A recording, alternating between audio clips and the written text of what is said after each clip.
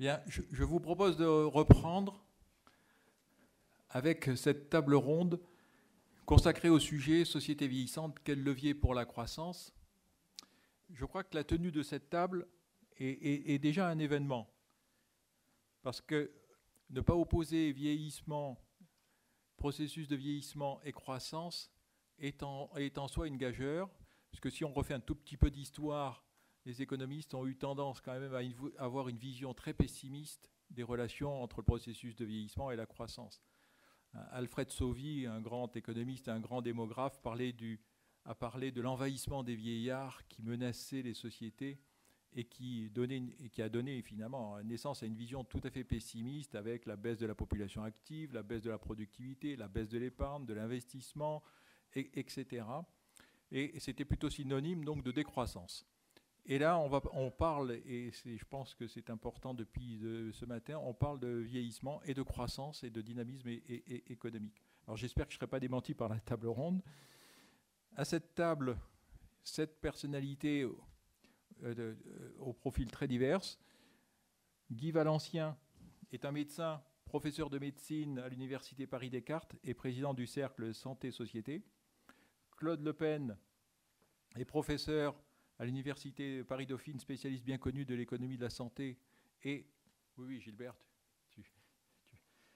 Et il a publié d'ailleurs hier un article sur la dépendance dans le Figaro. Philippe Aghion, que vous connaissez, professeur d'économie à Harvard. Gilbert Sette, vous connaissez aussi, ils sont intervenus cet après-midi. Directeur à la Banque de France, professeur d'économie à l'Université de la Méditerranée. Francis Kramars, directeur du CREST à l'INSEE. Jacques Pelletan, que vous connaissez, donc chercheur associé à la chaire, transition démographique, transition économique. Et Jean-Luc Gaffard, qui est professeur d'économie à l'Université de Nice, Sophia Antipolis. Je vais tout de suite donner la parole à Guy Valencien. Je propose que les interventions ne durent pas plus de 6 minutes. Et de façon à ce qu'on puisse laisser le débat avec la salle, on fera une interruption pour un débat avec la salle, un premier débat avec la salle, après l'intervention de Philippe Aghion. Philippe Aghion a une contrainte, il doit nous quitter impérativement à 6h15, donc il sera excusé, mais il pourra intervenir dans le débat, dans cette première série de questions et de débats avec la salle. Guy Valencien, je vous laisse la parole. Voilà, je vais mettre juste ma montre pour être dans les 6 minutes. Moi, je fais partie des 14 millions de plus de 60 ans et je m'en trouve très bien. Je suis médecin, donc praticien, je vois beaucoup de personnes âgées et je pense que plus on vieillit, mieux on va. Et c'est vrai que cette notion de se dire qu'on est dans la déchéance, dans la dépendance, tout le mot, la retraite, en France on parle de retraite, vous savez que les Espagnols parlent de la jubilación. Je vais jubiler, je vais jouir quand j'arrête de travailler, c'est assez merveilleux. Nous, c'est la retraite, on se retire dans la forêt pour aller mourir. Et je crois qu'on a vraiment une vision extrêmement fausse de ce qui se passe. Et je suis là pour le dire en témoin quotidien des consultations, des opérations que je pratique sur les gens âgés. Et il faut bien comprendre qu'il y a quoi ? On est à 900 000 Alzheimer en France, on est à 100 000 Parkinsoniens sur 14 millions. C'est pas énorme, ça fait du 7,5%. Il y a pire. On s'aperçoit en même temps que l'on vieillit de mieux en mieux. Et on voit des hommes, des femmes de 80 ans, de 85 ans qui sont dans une vivacité intellectuelle exceptionnelle, même si le corps, effectivement, ne suit pas toujours. Mais ce n'est pas tellement le problème. Il y a bien sûr des handicaps qui apparaissent au fur et à mesure de l'âge, ne serait-ce que pour ce qui concerne la vue, l'ouïe, un certain nombre de sens. Mais on a les moyens techniques et scientifiques de plus en plus efficaces pour y parer. Et c'est pourquoi je suis convaincu que le vieillissement est une chance fantastique au point de vue de la recherche et du développement et de l'industrie dans nos pays, à condition qu'on accélère. Car vous savez qu'aujourd'hui, nous avons pris un retard certain. Si je prends par exemple la robotique avec ce qui se passe au Japon, ce pays où il y a beaucoup plus de jeux que nous avons dans les maisons de retraite parfois des personnels pas très faciles qui ne changent pas toujours les malades et qui ont une certaine dureté, il faut le dire. Et je pense qu'il serait préférable qu'il y ait des petits robots qui nettoient les malades et les petits vieux 3 fois par jour plutôt que de recevoir des claques 1 fois tous les 2 jours. Et je pense que ce qu'il manque, c'est de la relation humaine. Mais en revanche, toutes les technologies doivent être développées pour faciliter la présence des gens âgés dans la vie de la cité. Ça va de la robotique, j'en parlais, à la domotique, au transport, à tous les domaines où l'on peut améliorer la prestation. On le sait bien que Internet, par exemple, est un outil fabuleux de relais social, notamment chez les vieux, et les hommes et femmes de ma génération sommes tous habitués à jouer du mulot, donc on sera véritablement des êtres qui joueront très tardivement avec ce système. Créons des ordinateurs simples, et au lieu d'avoir des machines compliquées dont on utilise 1/100 des fonctions. Donc je pense vraiment que nous devons poursuivre ce développement. Nous devons surtout éviter la mort à l'hôpital comme on le fait aujourd'hui dans 75% des cas où on finit sa vie intubé, ventilé, perfusé parmi les bips tout seul. On vole la mort parce qu'on ne veut plus accepter la mort à la maison telle qu'on la connaissait au XVIIIe siècle avec toute la famille autour de l'aïeul, le chien y compris. C'est fini. Ce sont des images que l'on ne veut plus voir. On a totalement tort. Il faut savoir aussi qu'il faut revenir au lien intergénérationnel qui, en fin de compte, n'a jamais disparu. Quand on voit en consultation les petits-enfants qui viennent avec leurs grands-parents pour leur expliquer, on se dit que la France est belle et qu'il n'y a pas de fracture générationnelle véritable. En revanche, c'est vrai qu'on ne peut plus accueillir les anciens comme vous aviez dans les fermes où on le mettait près du feu, puis on le voyait se dessécher gentiment, on le tournait un peu à droite, un petit peu à gauche pour lui donner un petit peu de chaleur, et puis un jour il s'éteignait. Aujourd'hui, dans les F2 de banlieue, on ne peut plus avoir ses aïeux, et c'est bien dommage parce qu'on a là une difficulté, on les parque effectivement, et on les met dans les maisons de retraite qui sont à la campagne alors qu'elles devraient être dans les villes pour être dans le tissu social, parce qu'à la campagne il y a des arbres et des chats, et quand vous êtes dans une maison de retraite, que vous arrivez à peu près valide, dans les 6 mois vous devenez grabataire comme les autres, parce qu'il n'y a rien à faire, vous ne pouvez pas sortir de cette maison. Il faut donc que les vieux soient dans la cité. Et c'est comme ça qu'on les maintiendra de plus en plus dans l'électricité du monde. Et j'en terminerai là, je ne ferai même pas 6 minutes. Voilà ce que dit un praticien simplement en voyant les gens vieillir. Je dis c'est le bonheur parce qu'ils sont notre mémoire, ils sont notre histoire. Ils nous ont fait, on leur doit en plus, je dis que c'est une réalité citoyenne d'avoir une industrie, un développement et une recherche qui s'occupe de cela et de celle-là. Et j'en terminerai là. Voilà. Merci Guy Delantien. Bravo Guy. Claude De Penne. Pareil, même constat, même conclusion, même philosophie. Je ne suis pas trop étonné que vous disiez les économistes associent... Enfin, c'est paradoxal de parler de vieillissement et de croissance, hein, c'est quelque chose de paradoxal. Je crois que ce n'est pas si paradoxal que ça, parce qu'il n'y a pas de vieillissement. La société française ne vieillit pas. Elle rajeunit. Sur l'âge biologique évolue, mais l'âge social, à la limite, descend. Si on regarde en reste à vivre, quelqu'un qui a 20 ans de reste à vivre aujourd'hui, à 60 et quelques années, 65 ans, quelqu'un qui a 20 ans de reste à vivre en 45 ou dans les années 50, avec 40-45 ans. Donc finalement, à équivalent vie, l'âge biologique n'est pas le marqueur de l'âge social, et notamment de l'inscription dans le cycle de vie. Tout le cycle de vie est décalé.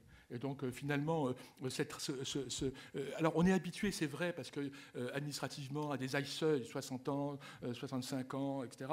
Mais disons, la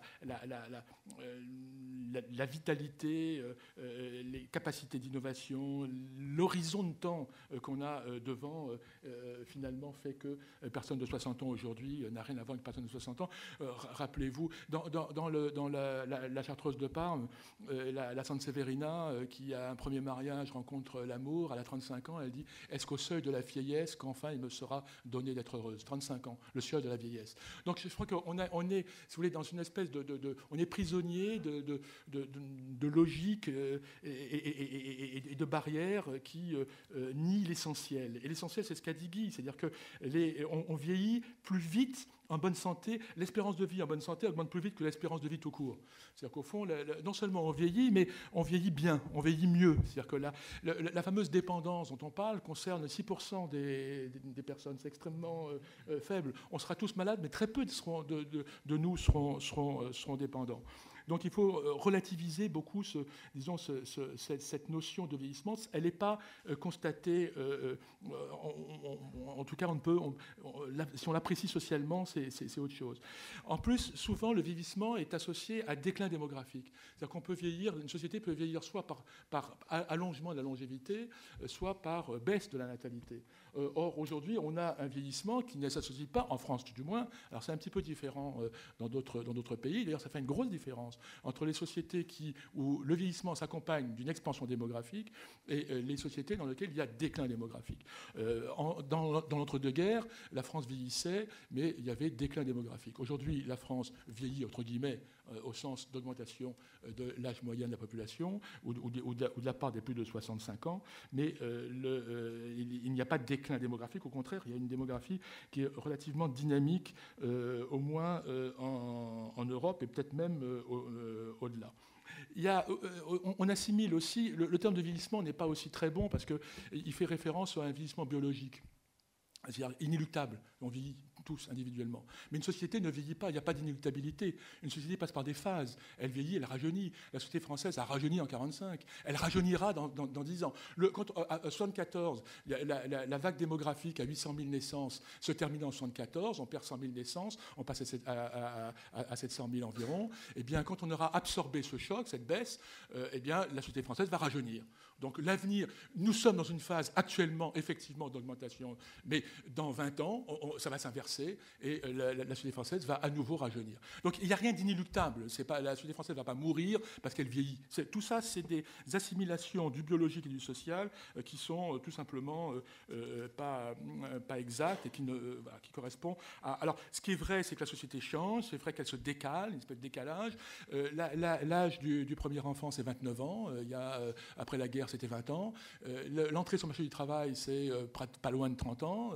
Il y a une espèce de... La maturité, en tout cas je parle de mes enfants, me semble arriver plus tard que celle de la maturité de ma génération.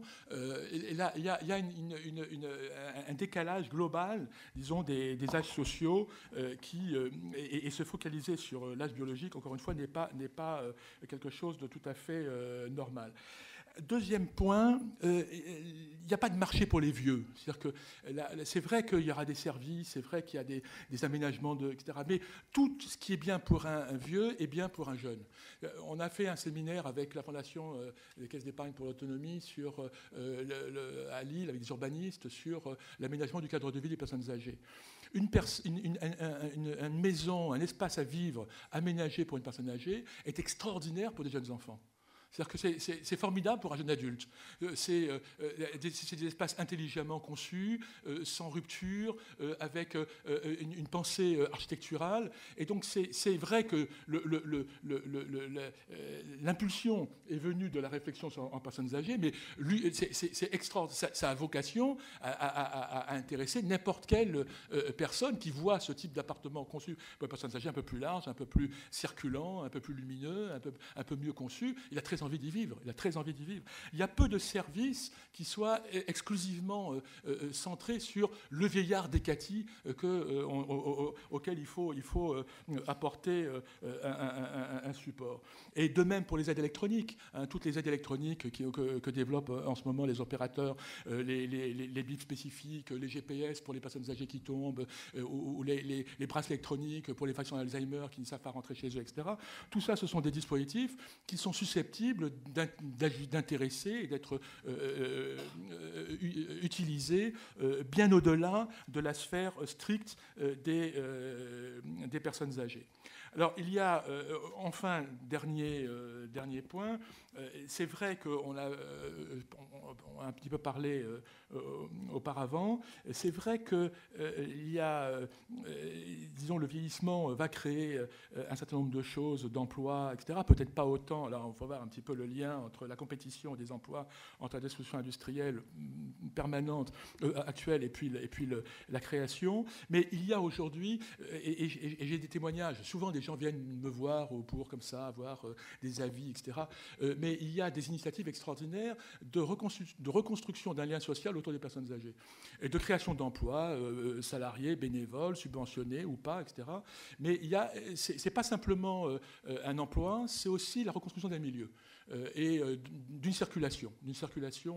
J'ai plus le temps, mais je voulais vous parler d'une association que j'ai vue ce matin qui s'appelle Répit et Aide et Répit, et dont le but est de donner du répit aux parents de personnes âgées dépendantes, leur permettre d'aller en vacances, et avec un protocole très, très sophistiqué, donner et donc ils utilisent des retraités, ils utilisent un certain nombre de gens, et c'est une initiative locale. Ils ont créé une vingtaine d'emplois sur une petite commune du Puy-de-Dôme, et c'est tout à fait étonnant, disons, à partir d'un phénomène qui est considéré comme épouvantable, un parent d'Alzheimer, voir que se met en place, se reconstitue un vrai vivier de sociabilité, et que ce sort un petit peu fatal, finalement, se retourne en chance pour la collectivité et pour la petite ville dont ils ont pris en quelque sorte la gouvernance. Dernier point, c'était pas donc mon dernier point, c'était mon avant-dernier point. Je suis assez frappé de voir quand on prolonge les courbes démographiques, mais on prolonge rien d'autre. C'est-à-dire qu'on fait l'hypothèse que la personne qui aura 80 ans dans 20 ans, c'est-à-dire moi, sera à technologie constante. Elle sera un vieillard comme est quelqu'un à 80 ans aujourd'hui. C'est-à-dire qu'on raisonne toutes choses égales par ailleurs. Or, tout va changer. Tout va changer. Par exemple, alors je ne vais pas vous faire le numéro de notre ami Laurent Alexandre, mais notamment la génétique. Et on est aujourd'hui il faut se projeter dans un univers à 20 ans où la personne âgée à 20 ans sera dans un univers qui n'a plus rien à voir avec celui qu'on a aujourd'hui. Ce qu'on fait, en gros, c'est qu'on prolonge des courbes, on accentue un phénomène démographique tout en gardant constant les autres paramètres du modèle. Et ça, c'est profondément inexact. En santé, c'est ce qu'on a fait. Si on regarde aujourd'hui les projections des dépenses de santé faites dans les années 70, on est stupéfait parce qu'on a précisément fait ça. On a précisément projeté, alors on a abouti à des choses assez bizarres par ailleurs, mais d'ailleurs très excessives. On a abouti à des 25%, 30% de PIB, etc., mais ce qui n'est pas vérifié.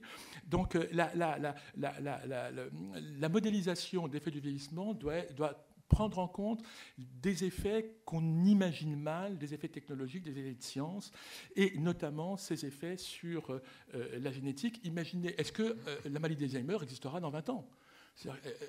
Est-ce que la maladie d'Alzheimer arrivera dans 20 ans ? Aujourd'hui, évidemment, parce qu'en 80 à 85 ans, c'est 6%, 7% en dépendance à l'étage des désorientés des EHPAD. Mais est-ce que la maladie... J'en sais rien. Aujourd'hui, il y a des recherches très sérieuses qui peuvent montrer que la maladie... On commence à trouver les marqueurs de la maladie d'Alzheimer, la séquence génétique, et donc il est tout à fait possible que cette espèce de projection de notre situation actuelle sur une population qu'on fait vieillir artificiellement de ligne en ligne d'un tableur Excel soit complètement à côté de la plaque. Donc, alors bien sûr, il faut le faire parce que c'est tout chose égale par ailleurs qu'on raisonne en économie, mais il faut savoir que c'est faux. Donc on fait des raisonnements, des projections, dont la première chose dont on doit dire, c'est qu'elles sont fausses. Merci. Merci Claude Le Pen. Philippe Aghion, vous êtes déjà intervenu dans l'après-midi pour nous montrer toute l'importance des investissements de santé vis-à-vis des gains de productivité. Est-ce que vous avez d'autres réflexions sur les sources de croissance, de productivité dans nos économies vieillissantes ? Merci beaucoup. Donc d'abord, je veux rappeler, puisque donc le premier élément, c'est que des sociétés vieillissantes, ça reflète des sociétés où les systèmes de santé sont meilleurs. Et disons qu'il y a un certain nombre d'études microéconomiques et macroéconomiques qui montrent qu'il y a un effet certain de la santé sur la croissance, comme l'éducation a un effet positif sur la croissance. Donc cet après-midi, quand j'ai montré qu'il y avait une étude qui allait dans le sens inverse, on a montré pourquoi, en fait, c'est parce que cette étude avait mal interprété les résultats économétriques qu'elle obtenait.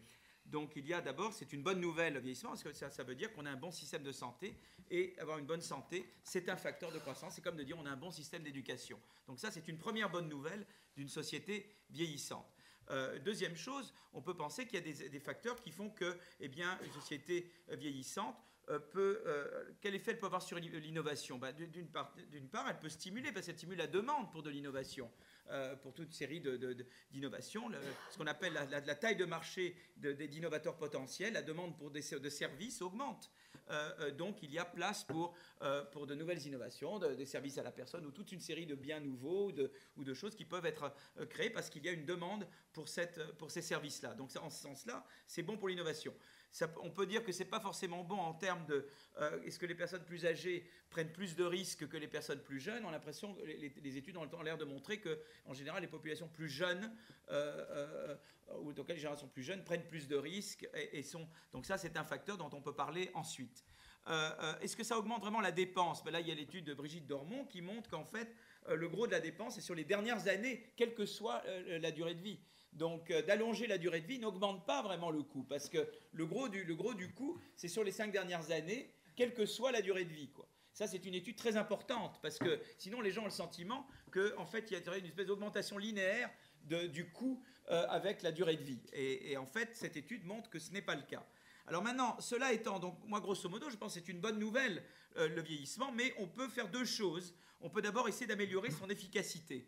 On peut améliorer son efficacité, par exemple, en s'assurant que le vieillissement va se traduire par une vraie augmentation de la population active. Et pour ça, eh bien, il faut éliminer les barrières, les charges patronales minimisées et fiscalisées. C'est-à-dire, autant, moi je suis favorable à un impôt sur le revenu plus progressif, comme on a dans les pays scandinaves, où les gens payent vraiment leurs impôts, et pas, donc comme c'est dans le cas dans les pays scandinaves, ou avec également l'impôt sur le patrimoine, etc. Il y a une série de réformes, donc une réforme de la fiscalité, mais en même temps réduisant certaines charges patronales qui assureront qu'effectivement on a une augmentation de la population active consécutive à ce vieillissement.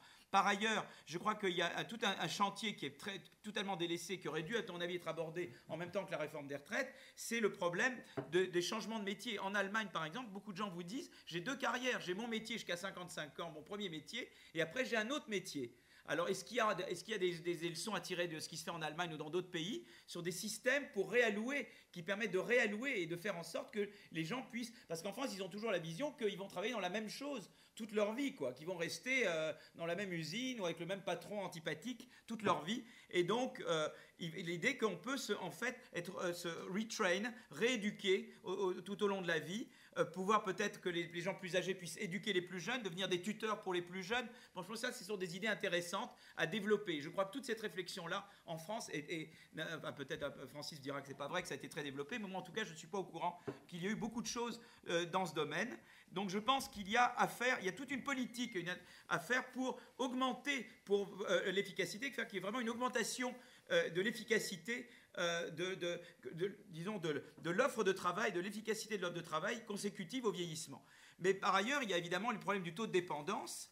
Et pour réduire le taux de dépendance et parer au problème dont je parlais tout à l'heure, qui était le fait que les vieux ont tendance à moins innover que les jeunes, je pense qu'il faut avoir une politique intelligente d'immigration. Les Canadiens ont une politique, je crois, intelligente d'immigration. Je ne sais pas si c'est le modèle à imiter, il y a d'autres pays. Et au lieu de mettre l'immigration avec l'identité nationale, il est grand temps de mettre l'immigration avec travail, avec éducation, avec ces politiques-là, et de cesser de considérer que c'est un sujet d'identité nationale, mais beaucoup plus un sujet qui va avec le traitement, justement, de comment maximiser l'efficacité économique du vieillissement. Voilà. Merci Philippe. Après ces trois interventions très stimulantes, je vous propose donc d'ouvrir un premier débat avec vous. Y a-t-il des questions, des commentaires sur ces trois interventions?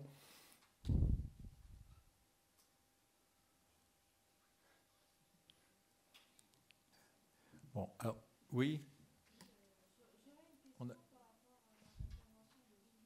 Un petit peu plus fort peut-être? Oui.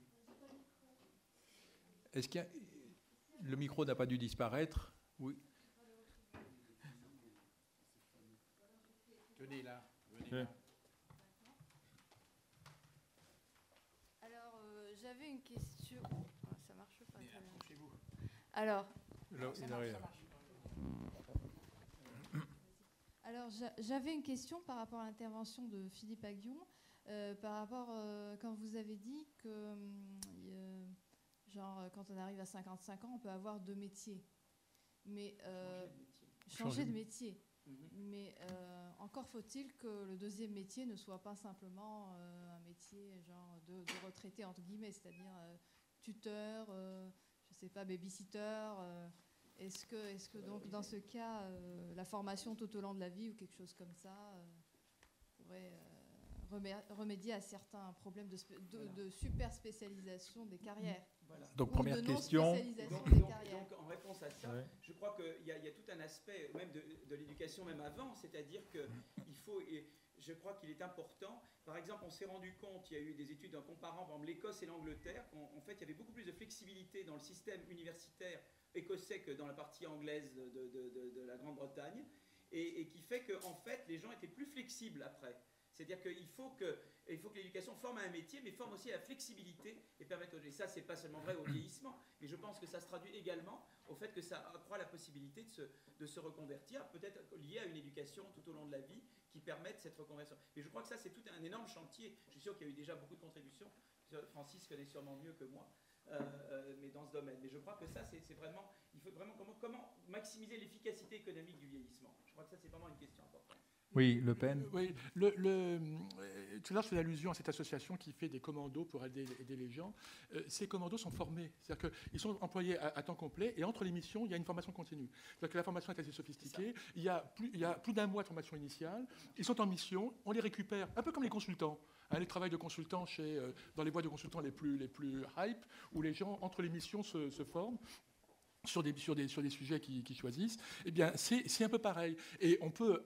Pour aujourd'hui, compte tenu des... Alors, il y a des protocoles, tout ça. Si vous voulez, il ne faut pas voir du tout cette aide et ces services comme étant des choses un petit peu compassionnelles, vieillots, etc. C'est assez organisé, c'est structuré, il y a des protocoles, c'est étudié, il y a une évaluation, il y a une équipe qui évalue pour savoir exactement les résultats, il y a un contrôle financier, il y a des subventions publiques. Donc, c'est aussi une professionnalisation de quelque chose qui relevait il y a peu uniquement du bénévolat et de l'associatif dans son sens le plus désintéressé. Ça reste associatif, ça reste du bénévolat, mais c'est du professionnel.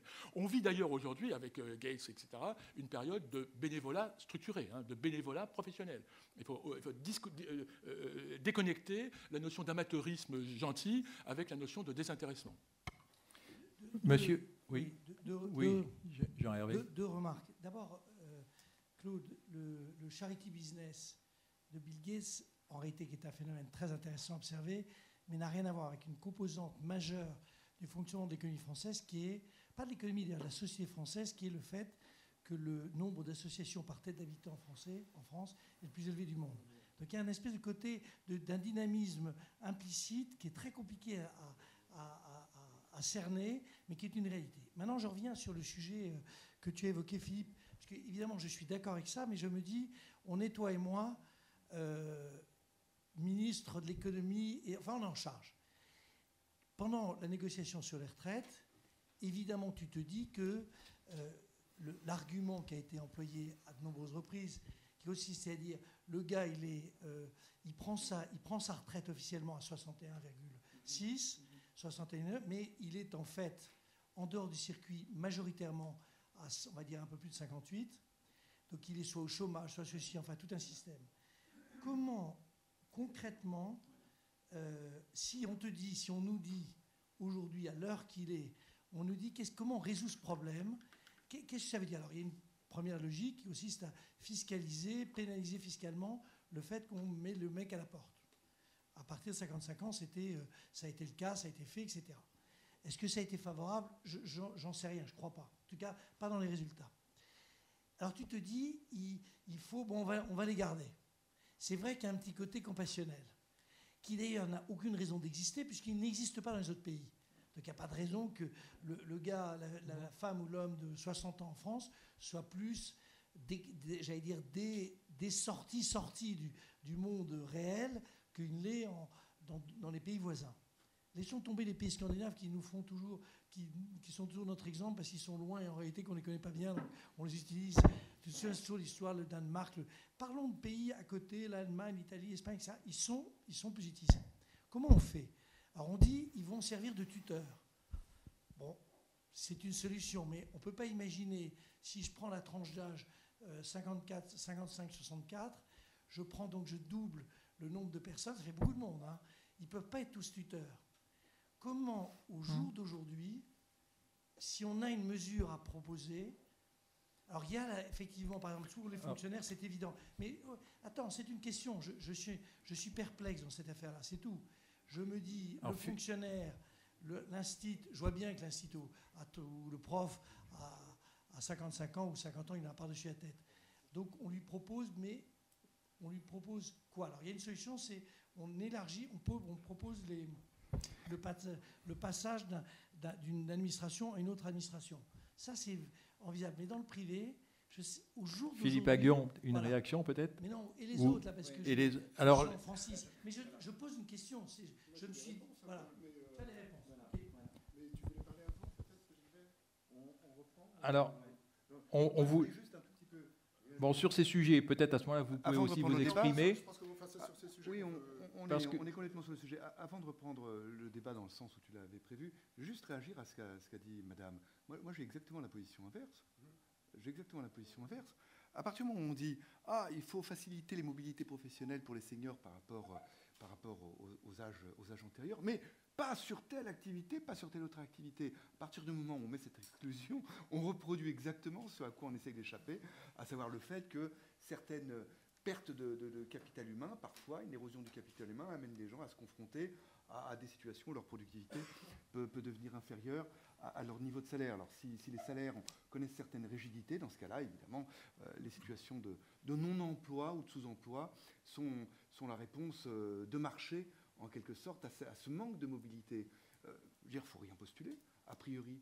Pourquoi ne pas mettre sur un même pied les mobilités vers des professions comme celles que vous évoquiez, puis des professions qualifiées, mais avec d'autres qualifications? Pourquoi ne pas laisser faire les choses, en quelque sorte, le marché, d'une certaine façon, dans ce domaine-là? Parce que sinon, l'instruction du marché sera forte. L'instruction du marché, c'est évidemment un taux d'emploi des seniors qui est très faible dans notre pays. Alors, je crois que je vais donner la parole à Francis Kramars, puisqu'il avait prévu d'intervenir sur tout ce qui est situation du travail et faire des propositions dans ce sens. Donc, Francis. Des propositions, c'est la fête. Je voudrais un peu stopper dans le fond, si je viens ici, c'est pour pas dire exactement la même chose que les autres. Et c'est d'autant plus facile que je trouve que je partage pas du tout, je suis de ce point de vue, comme Gilbert, je partage pas du tout la vision un peu oui, tout va bien, c'est formidable, le vieillissement. Je ne vois pas pourquoi on serait capable de résoudre les problèmes du vieillissement. On n'a pas été capable de résoudre le problème de l'emploi des jeunes, de la formation des jeunes. On n'est pas capable de résoudre le problème des gens de 55 à 60 ans. On est capable de rien faire. Donc la question est pourquoi? Alors on va essayer de donner quelques éléments de réponse.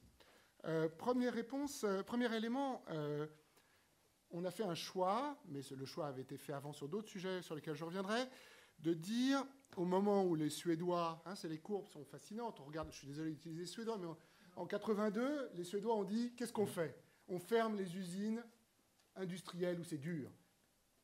Est-ce qu'on dit que ces gens-là peuvent aller en pré-retraite? Non, ils continueront à travailler. Super. En France, qu'est-ce qu'on dit? Ils arrêtent de travailler. Ça veut dire quoi? Ça veut dire deux choses. Ça veut dire que petit a, l'offre de travail diminue. Et deuxièmement, ce que les gens oublient, la demande de travail pour les personnes les plus âgées se casse la gueule. Parce que pourquoi vous emmerdez à façonner des emplois pour les personnes âgées?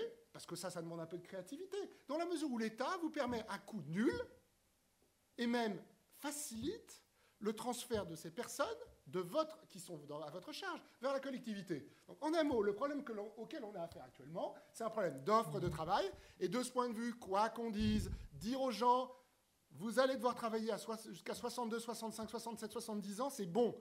Indépendamment de la façon dont ça a été fait, je suis d'accord qu'on peut toujours critiquer. Mais le signal est là. Et deuxièmement, le signal est aussi adressé aux entreprises qui sont complètement coupables dans cette situation, ce qui renvoie à l'état déliquescent de la négociation paritaire. Il n'y a pas de paritarisme, c'est nul. Bon, donc, premier point, l'offre et la demande est complètement perturbée grâce à nos amis de 82.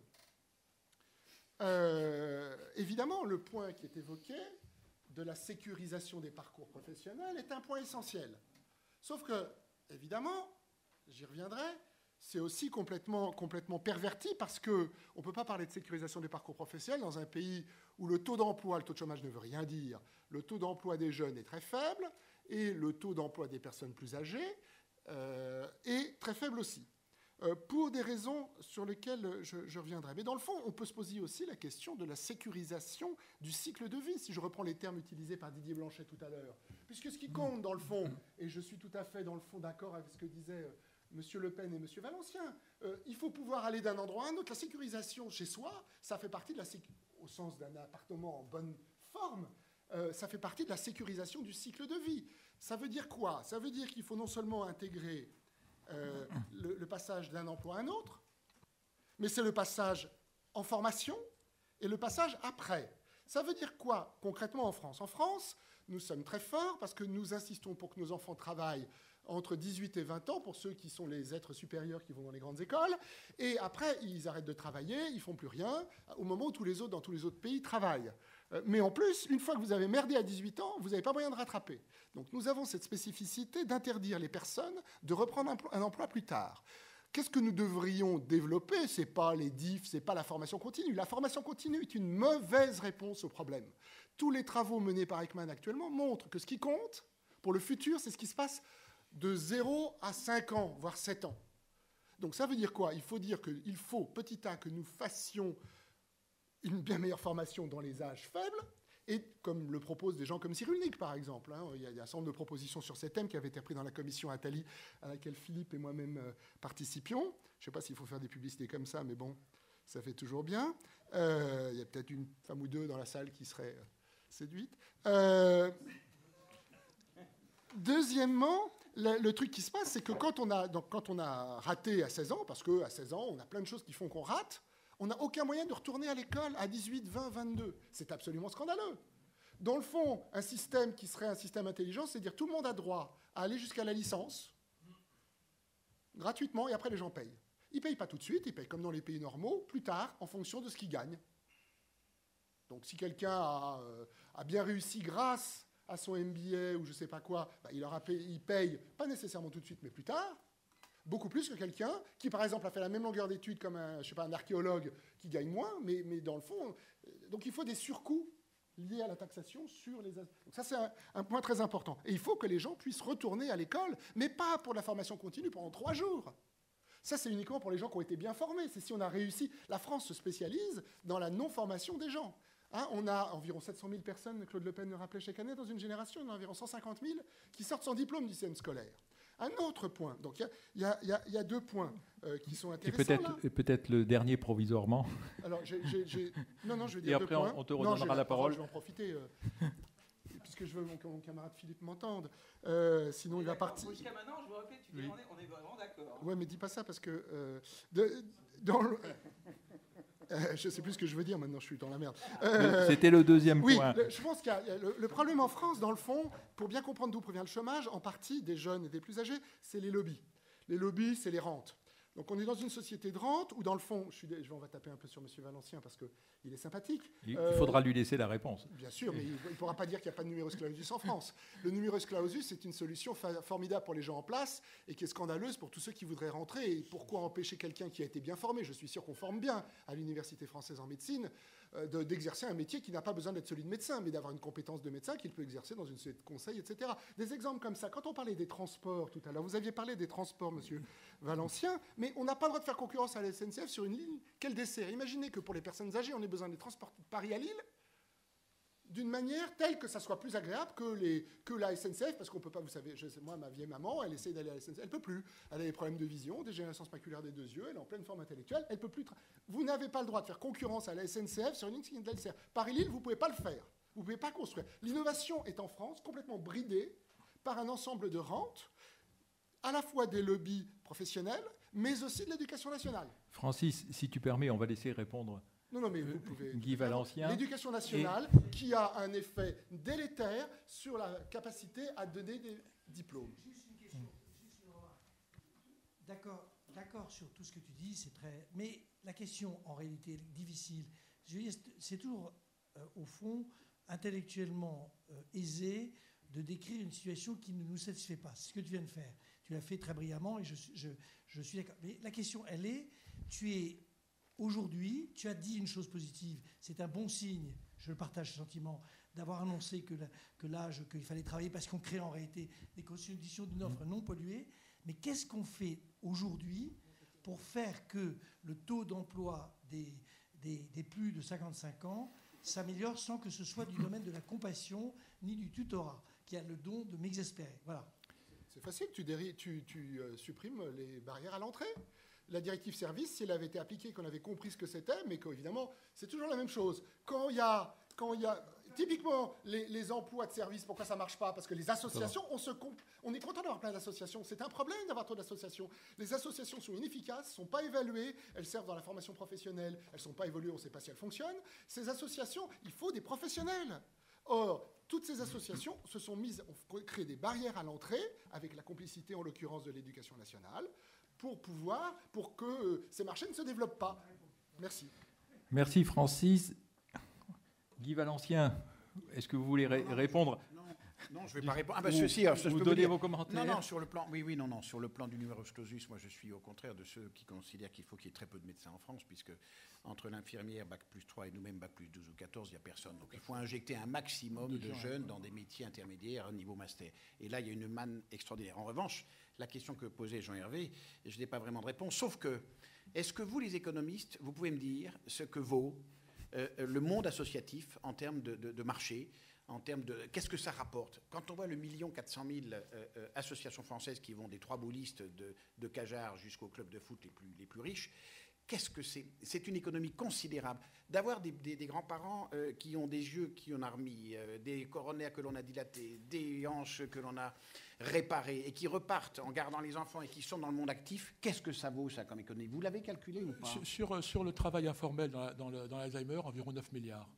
9 milliards d'euros, alors que la journée de solidarité produit 2 milliards. Donc et 9 milliards sur un coût total de 22 milliards. Sur un coût de 22 milliards. Donc c'est vraiment conséquent. Mais qui n'est pas, dans le coût public et qui n'est pas compté dans le coût de... Juste un point sur l'optimisme ou le pessimisme. Au fond, nous, on était optimistes en ce sens qu'on disait que, mais ça confirme, que le vieillissement ne rajoute pas au problème. C'est-à-dire que le vieillissement ne va pas absorber, n'est pas le trou noir dans lequel tous les problèmes sociaux de la société vont être absorbés et va être le problème unique, etc. Au fond, ça ne change rien. On va se retrouver avec un marché du travail à gérer, avec une école à gérer. Au fond, ça ne change pas grand-chose, de toute manière. Bon. Et donc, au fond, cette espèce de point aveugle, de point noir, d'attracteur de la catastrophe sociale est nul. La catastrophe sociale est attirée, mais pas par ça. Elle est attirée par l'état du système éducatif, par la rigidité du marché du travail, par le manque de solidarité, par l'idée qu'on se fait de l'immigration, etc. Il y a toute une série de dysfonctionnements sur lesquels le vieillissement n'ajoute ni ne retranche rien. C'est ça, en ce sens, qu'on dit que ce n'est pas un problème. Merci. Par rapport au truc, je veux juste un mot rapide. Par rapport à la conclusion du rapport Attali. Dans le rapport Attali, on disait en gros, il faut déréglementer les marchés et il faut améliorer l'éducation, d'accord? Et on le disait aussi dans le rapport sur les leviers de la croissance qu'on avait fait avant. Bon, donc ça, et donc là où je suis d'accord avec Francis, c'est de dire, notre réponse à ta question, c'est de dire, ça c'est déjà les éléments. Mais peut-être qu'il y a des choses, peut-être qu'il y a des trucs en termes de réforme fiscale aussi à mettre, tu vois, que je disais tout à l'heure, pour permettre, tu vois, pour encourager d'autant plus. Ça, c'est quelque chose que dans le rapport Attali, nous n'avions pas fait. Et ce qu'il n'y a pas non plus dans le rapport Attali, on n'a pas beaucoup parlé de politique d'immigration. Et là, il y a peut-être des choses aussi à trouver. Il y a peut-être aussi un peu de benchmarking à faire. Moi, en général, quand je regarde une réforme, je regarde dans les pays où ça marche bien, où ils ont réussi. Et je regarde ce qu'ils font. Tu vois, et peut-être que dans les pays, je ne sais pas, et là justement, ce que j'ai essayé de faire pour l'université, pour Pécresse, j'ai essayé de regarder ailleurs où est-ce qui se faisait de bien, tu vois. Et je pense que pour répondre sérieusement à ta question, donc d'abord les éléments de base, c'est ceux que Francis a dit, déréglementation, flex-sec, éducation.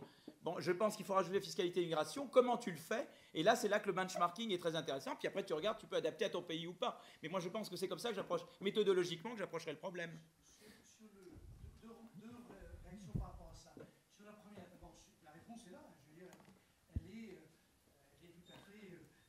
Elle est tout à fait intéressante, la déréglementation, etc. Je rajoute juste un point.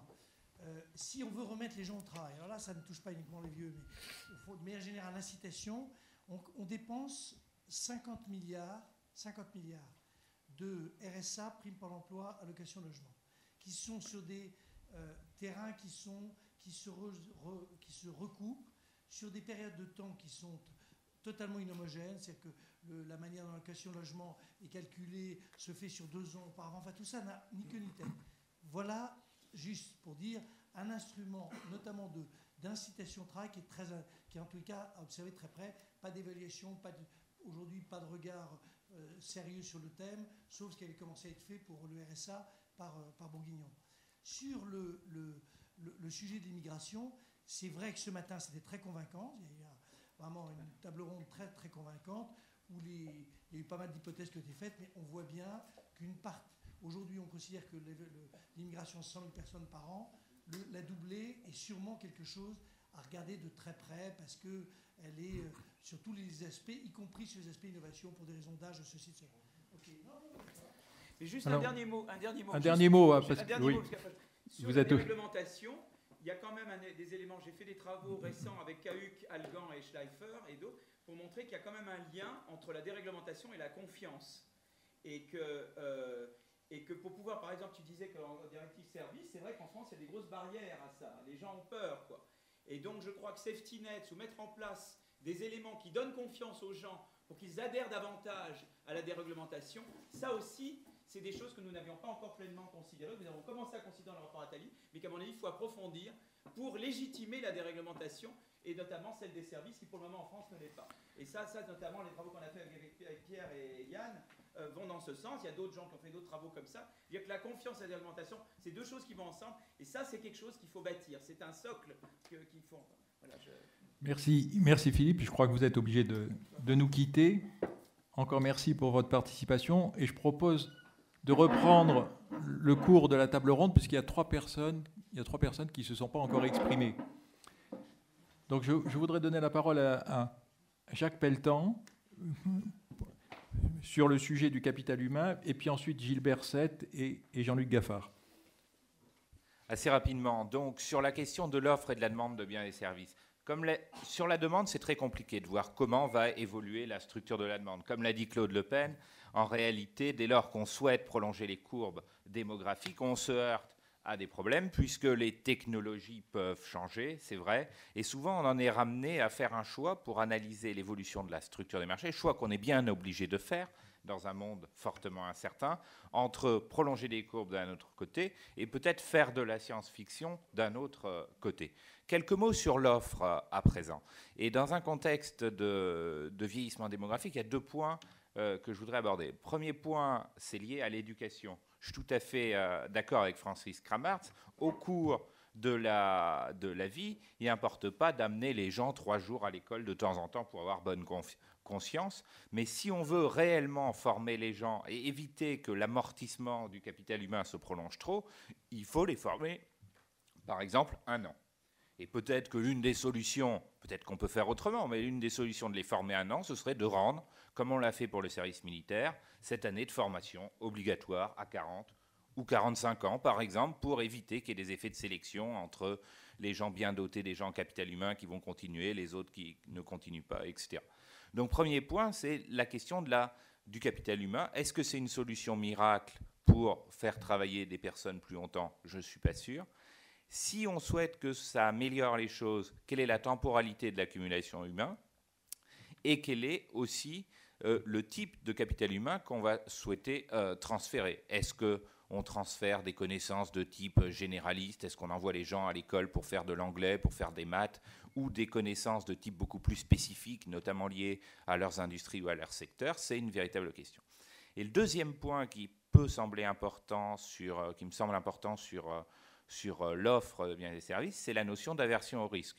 Vous signaliez, Philippe Aguillon signalait les travaux de Cahuc et Algan. On peut citer les travaux de Cahuc et Algan sur la société de défiance qui ont été faits il y a 3-4 ans.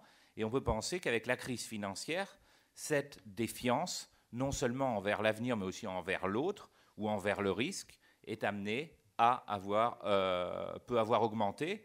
Et je ne suis pas sûr que le vieillissement de la population, de ce point de vue-là, aille dans le bon sens. Donc à la fois du point de vue de la prise de risque, de la mobilité professionnelle, comme vous le disiez, du point de vue de la création d'entreprises et du point de vue du placement de l'épargne, alors qu'on est dans un pays qui manque cruellement de capital risque notamment, on peut se poser la question de savoir si le vieillissement de la population nous amène à un message complètement optimiste.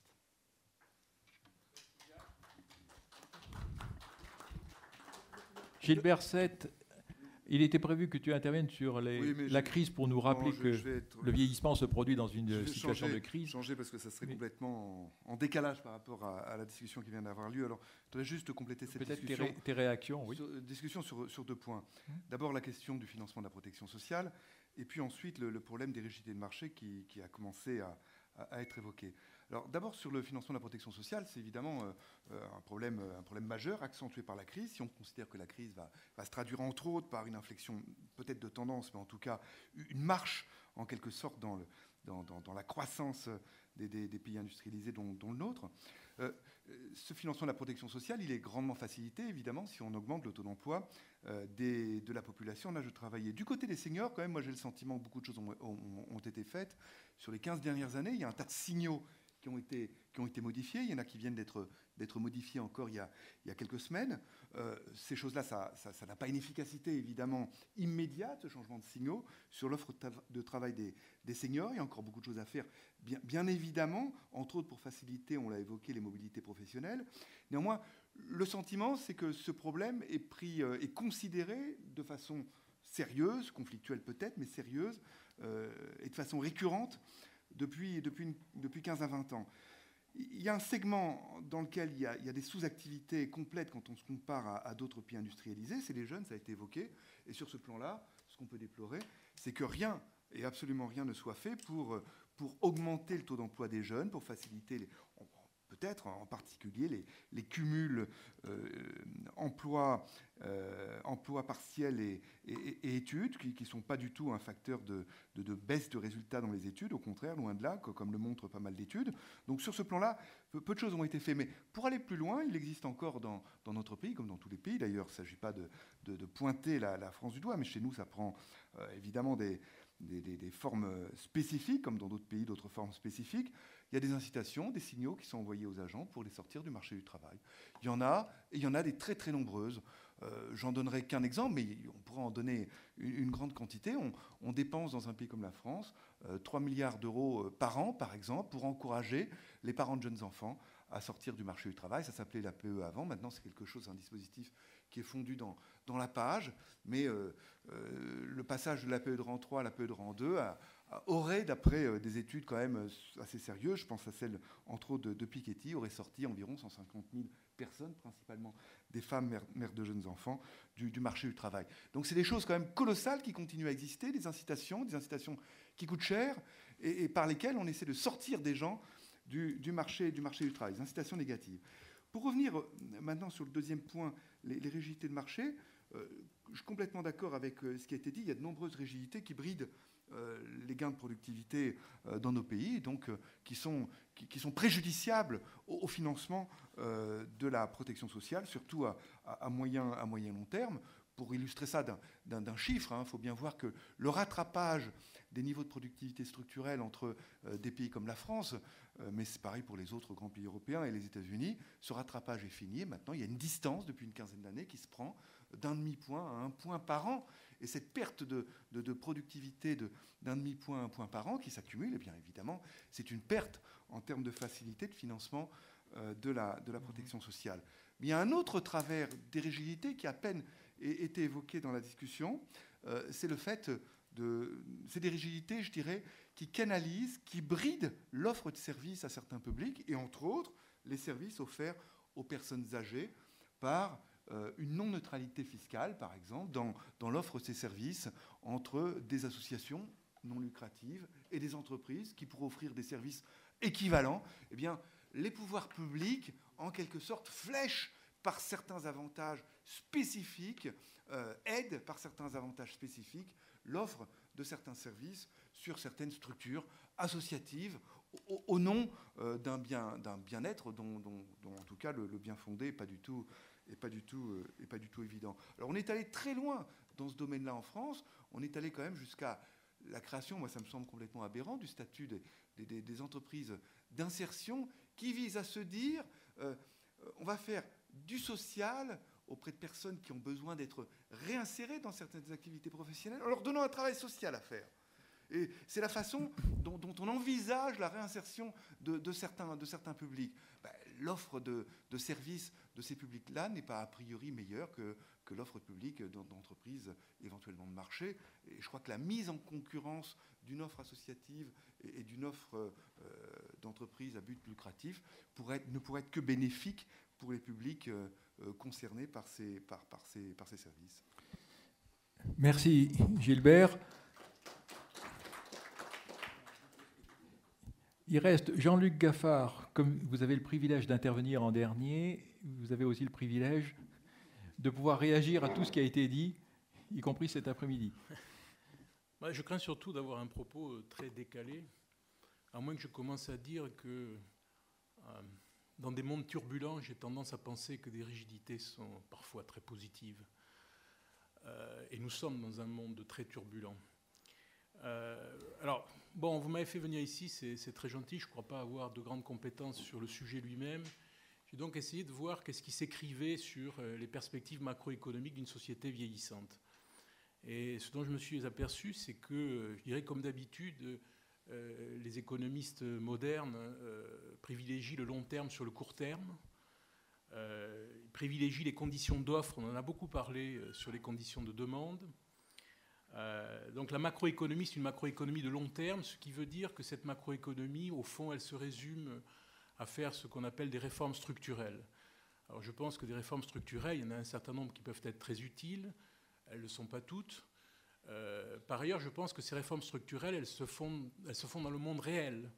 Ça veut dire qu'elles ne sont jamais des réformes optimales au sens de la théorie, elles sont toujours le résultat de compromis et de compromis sociaux dont il faut bien mesurer comment ils arrivent et comment il faut les gérer. J'entends bien qu'il faut systématiquement déréglementer. On déréglemente vis-à-vis d'un certain type de société, vis-à-vis d'une certaine histoire. Et après tout, une société qui perclue de rigidité a connu quelques années de croissance forte et durable.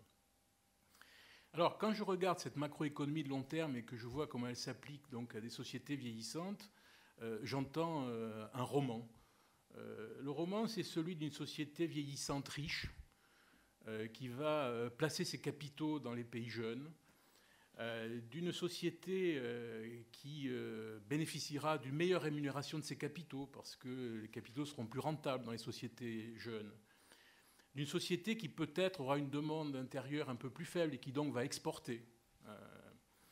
Et je ne suis pas tout à fait convaincu que ce que j'observe aujourd'hui dans le monde coïncide très exactement avec ce partage des tâches, avec l'idée que des sociétés sont faites pour épargner et d'autres pour consommer. Je ne suis pas sûr que ça se fait exactement dans le sens qui est indiqué, pour des raisons que j'indiquerai peut-être dans un instant.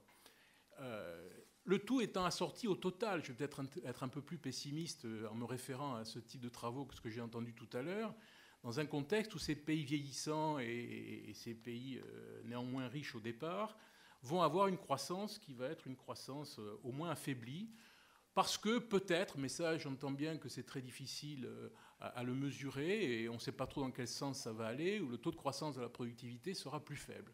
Admettons que l'évolution de la structure par âge de la population, parce que c'est ça le vieillissement, hein.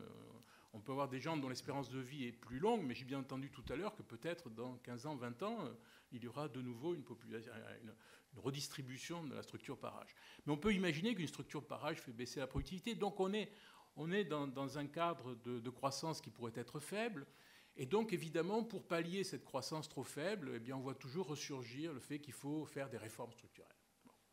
Au passage, j'ai noté que parmi les réformes structurelles qui étaient proposées pour permettre qu'on place plus facilement l'argent des riches chez les pauvres, il fallait faire ressurgir la retraite par capitalisation. C'est le dernier argument en faveur de cette mesure intéressante. Bref, tout ça, c'est un avenir qui est dicté par des données fondamentales, souvent issues du cerveau des économistes, parfois en tout cas, alors que je considère que le futur sera ce que nous faisons du présent.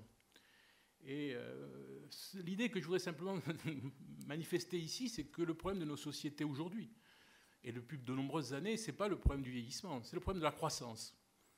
Je veux dire par là que pour moi, un taux de croissance potentiel, un taux de chômage d'équilibre, ce n'est pas des variables exogènes, hein, c'est des variables qui ne sont pas dépendants. Ça dépend de la façon, il y a des effets d'hystérèse. Et ces effets d'hystérèse ne sont pas simplement dus à le fait qu'on a fait des bonnes ou des mauvaises réformes structurelles. Je pense qu'année après année, le type de choix en politique monétaire, en politique budgétaire qu'on a pu faire n'est pas sans influence sur la demande, parce que la demande, ça compte. Et cette influence sur la demande a une influence sur la croissance potentielle de l'économie.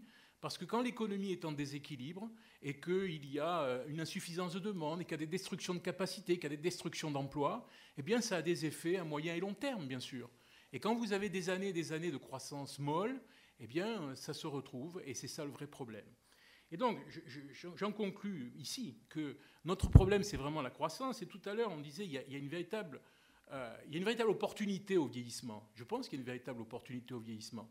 Je pense que le fait que se développent les dépenses de santé, c'est une vraie opportunité de croissance, à condition qu'on sache le saisir, qu'on s'organise de façon à pouvoir le saisir. Et donc, le vrai problème qui nous est posé, on n'a pas su vraiment, je parle des pays de l'Europe continentale, des grands pays de l'Europe continentale. Moi, les comparaisons avec les pays scandinaves, ça m'a toujours laissé un peu rêveur pour la raison suivante, c'est qu'on ne compare pas un pays de 60 millions d'habitants avec un pays de 5. Les problèmes ne sont pas tout à fait de même nature. Et donc, on n'a pas su vraiment saisir, capter les opportunités technologiques qui étaient devant nous. Nous ne sommes pas capables de saisir les opportunités de l'extraordinaire ouverture des marchés depuis 20 ans, parce que c'est ça, la mondialisation, c'est l'ouverture des marchés, c'est la possibilité de jouer sur des effets d'échelle et d'avoir des gains de productivité importants. Nous n'avons pas su le faire. Le problème du vieillissement, c'est la même chose. Est-ce qu'on va être capable de saisir l'opportunité de cette transition ouverte par le phénomène de vieillissement? Voilà ce que je voulais dire. C'est un peu provocateur, peut-être. J'ajoute qu'on comprendra à ceux qui ne me connaissent pas que je ne suis plus à l'Université Nice-Sophie Antipolis depuis quelques mois, mais je suis surtout directeur de département à l'Observatoire français des conjonctures économiques. Merci. Merci Jean-Luc Gaffard. On va peut-être prendre quelques questions pour terminer cette table ronde. André. D'accord. Oui, André. Oui, voilà, bon. Alors, par rapport à cette table ronde passionnante, alors j'avais une première question surtout par rapport aux deux premiers intervenants, donc avec la conclusion de Claude Le Pen finalement. Le vieillissement ne change pas grand-chose. Ça, c'est quelque chose d'important, sauf évidemment le financement de la protection sociale qui a été marqué par les âges. Donc là, c'est quand même assez énorme. Bon. Pas la santé, hein, la retraite. La retraite, oui, mais bon. La retraite surtout, oui. Mais d'un autre côté, ça change quand même quelque chose, puisqu'on est appelé à se prolonger, à essayer de vivre plus longtemps, tout ça, etc., éviter de brûler la chandelle par les deux bouts.